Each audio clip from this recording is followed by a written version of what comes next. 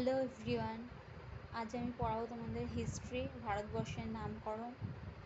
অনেক দিন বাদে আজকে আমি ভিডিও করছি। সো তোমরা রেডি থাকো, লেট স্টার্ট। আর আজকে আমি পড়াবো হচ্ছে ইন্ডিয়ান হিস্ট্রি, ভারতবর্ষের নামকরণের পুরো ব্যাখ্যাটা তোমাদের আমি পড়াবো। যদি তোমাদের ভালো লাগে অবশ্যই একটা লাইক করো এবং কমেন্টস করে জানিও যে কেমন লাগলো। এবং যদি কোনো অসুবিধা হয় আমাকে জিজ্ঞেস করো যে কীরকম কী হলো, পড়ালাম, কোন জায়গায় বুঝতে অসুবিধা হচ্ছে, অবশ্যই তোমরা কমেন্ট বক্সে জানিও। এবং নেক্সট ভিডিওতে আমি সেগুলোতে রিফিল করতে পারি তার একটা সুযোগ অবশ্যই দিও আমাকে। তো লেটস স্টার্ট, আর বেশি কোনো কথা না।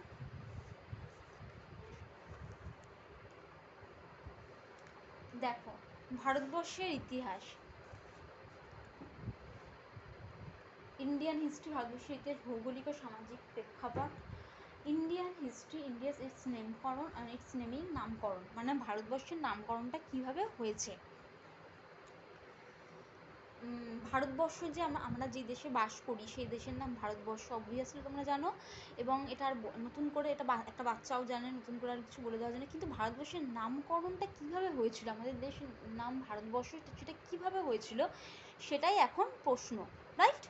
সো কিভাবে হয়েছিল, ফার্স্ট পয়েন্টটা, যদি এখানে 5 নম্বর পয়েন্ট, 1 নম্বর পয়েন্টটা এখানে মিসিং, হ্যাঁ সেটা আমি বলে দিচ্ছি মুখে, এখানে পারলে আমি লিখেও দিচ্ছি।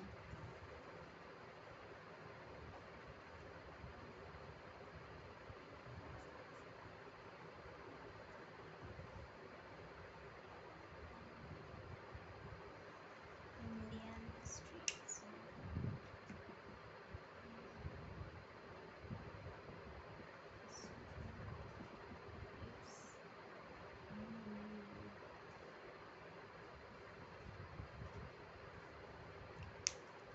নাম্বার 1 পয়েন্ট হচ্ছে যে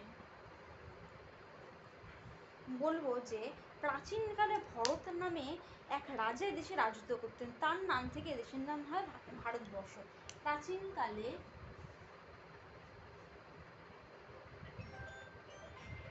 ভরত নামে এক রাজা রাজত্ব করত, তার নাম অনুযায়ী এই দেশের নাম হয় ভারতবর্ষ।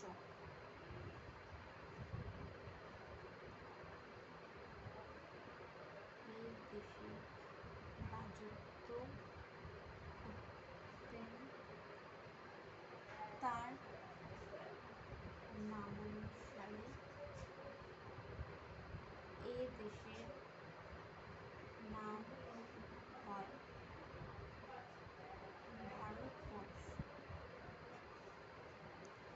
এই হচ্ছে ব্যাপার। প্রাচীনকালে ভরত নামে এক রাজা আমাদের দেশে রাজত্ব করতেন, রাজত্ব করতেন, তার নাম অনুসারে দেশের নাম হয় ভারতবর্ষ। নেক্সট পয়েন্ট কি, 2 নম্বর, বিষ্ণু পুরাণে বলা হচ্ছে যে দেশ সমুদ্রের উত্তরে ও হিমালয়ের দক্ষিণে তার নাম ভারতবর্ষ। যে দেশ সমুদ্রের উত্তরে, অর্থাৎ ভারতবর্ষের ম্যাপটা তোমাদের আমি পরবর্তীকালে যখন আরেকটু পড়াবো তখন তোমরা বুঝতে পারবে যে সমুদ্রটা আমাদের দক্ষিণে, তাহলে সমুদ্রের উত্তরে, আর হিমালয়টা যেহেতু উত্তর, তাহলে হিমালয়ের দক্ষিণে যে দেশ তার নাম হলো ভারতবর্ষ। মানে হিমালয় আর সমুদ্রের ঠিক জুড়ে যেই দেশটা সেটাকে বলা হয় ভারতবর্ষ, অর্থাৎ কিনা সমুদ্রের উত্তরে এবং হিমালয়ের দক্ষিণে তার নাম হয় ভারতবর্ষ। না, নেক্সট 3 নম্বর পয়েন্ট, জম্বুদ্বীপ হলো সপ্তদ্বীপের অন্যতম। জম্বুদ্বীপের একটি বর্ষ হলো ভারত নামক বর্ষ। জম্বুদ্বীপ হলো সপ্তদ্বীপের অন্যতম। আর জম্বুদ্বীপের কয়েকটি বর্ষ নিয়ে গঠিত, সেই বর্ষের মধ্যে ভারত নামক একটা বর্ষ আছে। তো সেই নাম অনুসারে, সেই ভারতবর্ষের নাম অনুসারে আমাদের দেশের নাম হয় ভারতবর্ষ।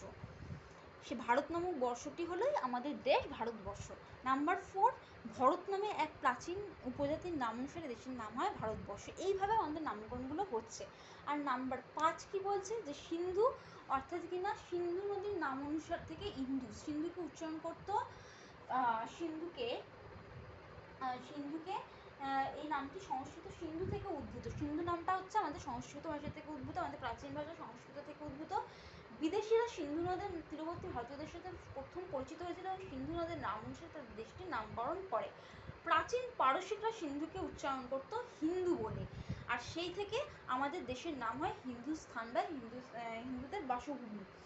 আর গ্রিক ও রোমানরা সিন্ধুকে উচ্চারণ করত ইন্দুস বলে।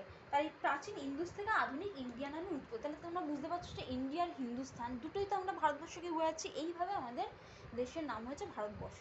তাহলে 1 নম্বর পয়েন্ট কি, তাহলে কীভাবে আমাদের দেশের নাম ভারতবর্ষ হয়েছে না, 1 নম্বর হচ্ছে প্রাচীনকালে ভরত নামে এক রাজা এই দেশে রাজত্ব করতেন, তার নাম অনুসারে এই দেশের নামে ভারতবর্ষ। নাম্বার 2, বিষ্ণু পুরাণে বলা হচ্ছে কি না, যে দেশে সমুদ্রের উত্তরে ও হিমালয়ের দক্ষিণে তার নাম হয় ভারতবর্ষ। নাম্বার 3, জম্বুদ্বীপ হলো সপ্তদ্বীপের অন্যতম, জম্বুদ্বীপের একটি বর্ষ হলো ভারত নামক বর্ষ। নাম্বার 4, ভরত নামে এক প্রাচীন প্রজাতির নাম অনুসারে দেশের নাম হয় ভারতবর্ষ। নাম্বার 5, সিন্ধু আমাদের প্রাচীন নদীর সংস্কৃত ভাষা থেকে সিন্ধু নদের উৎপত্তি হয়েছে। সিন্ধু মানে ওই নদীটার নাম হয়েছে সিন্ধু নদী।